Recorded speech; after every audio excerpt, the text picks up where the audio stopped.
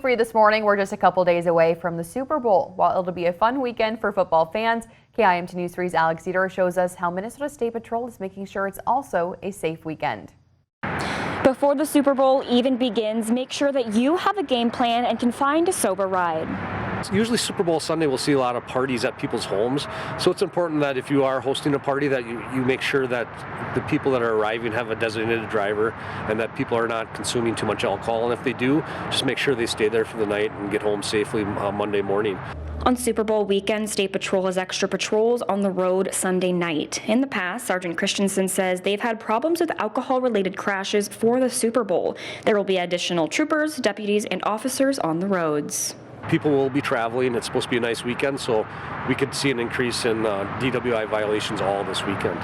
Don't become a statistic. In Minnesota, more than 100,000 Minnesotans self-reported drinking and driving at least once in a 30-day period back in 2020. That's according to the Minnesota Department of Health.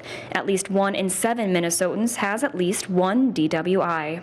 Well, unfortunately, we've seen an increase in DWIs the last several years. Our numbers are going up, and also impairment is also by drugs. So we've seen an increase in that the last several years. So that's why we're going to have these extra enforcements on certain upcoming weekends. A DWI can cost upwards of $20,000, jail time, and a loss of your license. That's a pretty costly penalty. In Rochester, Alex Dieter, KIMT News 3. In 2020, more than 11,600 people were killed in alcohol-impaired driving crashes across the country.